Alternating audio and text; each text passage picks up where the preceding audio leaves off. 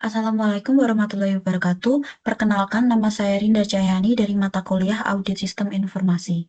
Di sini saya akan menjelaskan mengenai penilaian tata kelola UP2TI berdasarkan COVID 2019. Yang pertama di sini ada deskripsi mengenai kasus yang akan saya ambil, yaitu organisasi UP2TI. Untuk UP2TI sendiri merupakan unit pengelola dan pelayanan teknologi informasi. Di sini UP2TI merupakan sebuah organisasi yang bergerak di bawah FSM atau Fakultas Sains dan Matematika Universitas Diponegoro. Tugasnya yaitu untuk mengelola, mengembangkan, dan memelihara infrastruktur teknologi informasi di lingkungan FSM. Untuk P2TI tugasnya yaitu untuk melakukan pelayanan terhadap pengguna atau klien yang ada pada lingkungan FSM. Selanjutnya yang dapat kita lakukan yaitu melakukan penilaian terhadap desain faktor. Untuk desain faktor yang pertama ada strategi organisasi. Berdasarkan penjelasan yang sudah saya berikan, untuk OP2TI merupakan sebuah organisasi yang berorientasi kepada klien. Oleh karena itu, value yang paling tinggi untuk strategi organisasi kita berikan pada client service atau stability dengan nilai 5. Dikarenakan OP2TI di sini strategi organisasinya yaitu kepada pelayanan oleh klien. Oleh karena itu, client service atau stability kita beri nilai 5. Selanjutnya ada desain faktor yang kedua yaitu tujuan organisasi. Masih berkaitan dengan strategi organisasi, untuk P2TI dikarenakan berorientasi kepada klien, di sini yang memiliki nilai paling tinggi ada dua yaitu EG05 dan EG06. Untuk EG05 sendiri merupakan Customer Oriented Service Culture. Untuk OP2TI dikarenakan berorientasi penuh kepada pelayanan terhadap pengguna, oleh karena itu customer orientasi di sini kita beri nilai 5. Kemudian ada business service continuity dan availability pada EG06 dikarenakan keberlanjutan dan ketersediaan layanan merupakan suatu aspek yang sangat penting bagi UP2TI untuk menjaga kepercayaan terhadap pengguna. Oleh karena itu, untuk nilai EG06 di sini kita juga beri nilai yang paling tinggi yaitu 5. Selanjutnya ada desain faktor 3 yaitu profil resiko. Untuk resiko sendiri di sini ada 3 resiko yang mempunyai nilai tinggi pada risk rating dengan nilai 12. Yang pertama yaitu ada software adoption. Untuk impact-nya kita beri nilai 3 dikarenakan masalah adopsi penggunaan perangkat lunak di sini dapat mengakibatkan penurunan produktivitas pada UP2TI. Oleh karena itu kita beri nilai 5. Untuk kemungkinannya kita beri nilai 4 dikarenakan masalah ini akan sering muncul, terutama saat mengadopsi perangkat lunak baru. Untuk faktor selanjutnya yang nilainya tinggi yaitu ada software failures. Di sini nilainya ada 4 dikarenakan kegagalan perangkat lunak terutama pada aplikasi yang penting digunakan pada operasional akan sangat menyebabkan terhambatnya proses bisnis oleh UP2TI. Untuk likelihood-nya kita beri nilai 3 karena kemungkinan itu akan lumayan sering terjadi. Selanjutnya untuk faktor selanjutnya ada teknologi based innovation. Untuk impact-nya kita beri nilai 4 dikarenakan informasi berbasis teknologi dapat secara signifikan mengubah landscape atau proses bisnis dari UP2TI. Untuk nilai likelihood-nya kita beri nilai 3 dikarenakan kemungkinan karena inovasi teknologi akan terus berkembang. Oleh karena itu, resiko untuk faktor ini akan lumayan sering terjadi. Untuk selanjutnya ada DF4 yaitu berkaitan dengan permasalahan terkait IT. Untuk permasalahan terkait IT yang mempunyai nilai tinggi ada beberapa. Saya akan menjelaskan hanya 2 yaitu mengenai signifikan IT related incident such as data loss, security breach, project failure, and application error.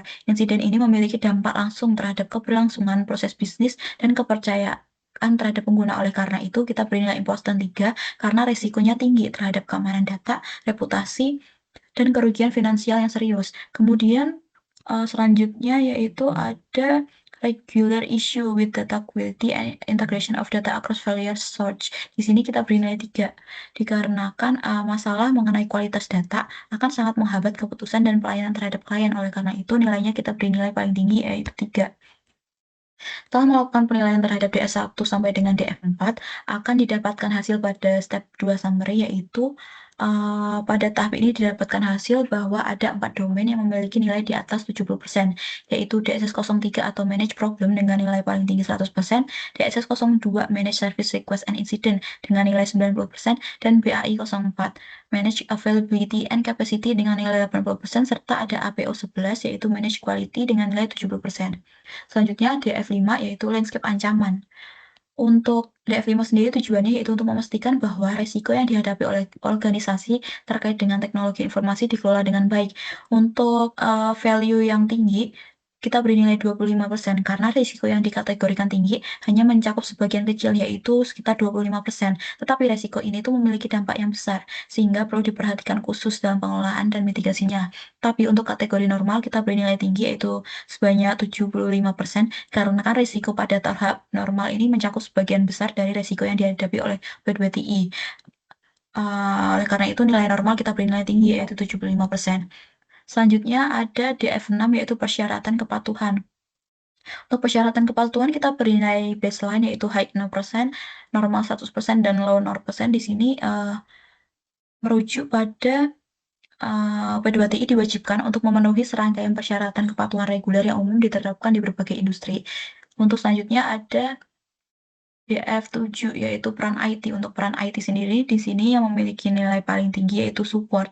Dikarenakan berdasarkan wawancara yang sudah kita lakukan bersama Pak Indra, beliau menjelaskan bahwa peran IT di P2TI adalah support. Oleh karena itu, faktor support diberi nilai yang paling tinggi. Support di DF7 di sini menunjukkan bahwa IT digunakan untuk mendukung dan memfasilitasi kegiatan operasional. Selanjutnya ada DF8 yaitu mengenai sumber daya untuk IT yang ada pada UP2TI. Berdasarkan wawancara juga kita mendapatkan hasil bahwa sumber daya sebagian besar itu ada pada internal UP2TI atau ada pada staf IT-nya, sehingga tidak ada sumber daya yang diletakkan di outsourcing di luar atau di cloud. Oleh karena itu nilai dari in-source sendiri kita beri nilai paling tinggi yaitu 70%. Kemudian untuk DF9 yaitu berkaitan dengan model implementasi IT, sama. Di sini kita memberikan nilai tradisional yang paling tinggi yaitu 75% dikarenakan untuk model implementasi yang ada pada OP2TI sendiri masih menggunakan waterfall, masih menggunakan tradisional waterfall, oleh karena itu nilai tradisional kita beri nilai 75%. Untuk yang terakhir yaitu ukuran perusahaan. Untuk ukuran perusahaan kita beri nilai baseline yaitu first mover 15%, follower 70%, dan slow adapter 15%. Dikarenakan OP2TI di sini hanya mengikuti tren dan kebutuhan mengenai teknologi informasi yang ada, sehingga dia tidak melakukan first mover atau dia tidak membuat perubahan yang awal. Setelah melakukan penilaian terhadap DF1 sampai dengan DF10, di sini didapatkan step 3 summary bahwa nilainya masih sama dengan step 2 summary bahwa ada 4 domain yang mempunyai nilai paling tinggi di atas 70%, yaitu DSS03 Manage Problem dengan nilai 100%, DSS02 Manage Service Request and Incident 90%, BAI04 Manage Availability dan Capacity 80%, dan APO11 Manage Quality 70%. Kemudian berdasarkan 4 domain di atas, untuk penentuan domainnya, kelompok kami menggunakan 2 domain, yaitu DSS03 Manage Problem dan APO11 Manage Quality.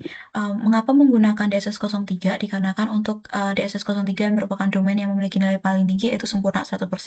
Nilai ini menunjukkan bahwa proses identifikasi, analisis, dan penyelesaian masalah dalam UP2TI sudah berjalan dengan baik. Sebagai organisasi yang fokus pada pelayanan kepada klien, kebutuhan mengenai pengelolaan masalah yang cepat dan efektif untuk meminimalkan gangguan pada pelayanan yang ada pada OP2TI. Oleh karena itu, kami memilih domain OP2TI untuk penilaian tata kelola OP2TI. Selanjutnya, kita juga memilih APO11. Untuk APO11 atau Manage Quality di sini, kenapa? Karena quality merupakan hal yang penting untuk menjaga kepuasan terhadap klien. Oleh karena itu, APO11 untuk memastikan bahwa setiap aspek layanan yang diberikan oleh UP2TI sendiri memenuhi standar yang diharapkan oleh klien. Pengelola kualitas yang baik dapat langsung berdampak pada kepuasan klien, efisiensi operasional, dan kepuasan reputasi organisasi secara keseluruhan. Tetapi untuk saya sendiri, untuk DSS03 saya memilih praktis 4 yaitu Resolve and Close Problem. Di sini berkaitan dengan penyelesaian dan penutupan masalah. Kemudian untuk aku sendiri saya memilih praktis 05 yaitu Maintain Continuous Improvement yang berkaitan dengan maintain mengenai komunikasi. Untuk penilaian domainnya di sini kita mendapatkan hasil bahwa untuk domain DSS03 dan APO11 berada pada level 1 untuk kedua domain tersebut. Oleh karena itu, untuk DSS03 sendiri, karena masih berada pada level 1, untuk praktis 04 di sini saya hanya akan dapat menilai untuk activity 1 dan 2, yaitu mengenai close problem dan inform. The Service Desk. Kemudian untuk Apple sendiri juga sama, karena masih pada level 1, untuk Praxis 05 mengenai Maintain Continuous Improvement, di sini saya hanya dapat melakukan penilaian terhadap activity yang pertama, yaitu Establish a Platform to Share Good Practice. Yang pertama yaitu mengenai DSS 03. Activity yang saya akan nilai pertama yaitu Close Problem Record. Untuk activity ini tujuannya yaitu untuk menutup catatan masalah setelah memastikan bahwa kesalahan yang diketahui telah berhasil diatasi atau sudah sesuai dengan kesepakatan. Untuk activity ini, kelompok kami memberikan nilai 0 dikarenakan UP2TI tidak memiliki prosedur formal untuk menutup catatan masalah, baik setelah eliminasi kesalahan maupun setelah kesepakatan. Hal ini dapat menyebabkan proses penyelesaian masalah tidak terdokumentasi dengan baik. Kemudian untuk aktiviti selanjutnya itu ada Inform the Service Desk. Di sini aktiviti ini bertujuan untuk memberikan informasi kepada service desk terkait jadwal penutupan masalah, solusi sementara, atau konsekuensi dari pendekatan yang diambil, serta memberikan informasi kepada pengguna dan pelanggan yang terdampak.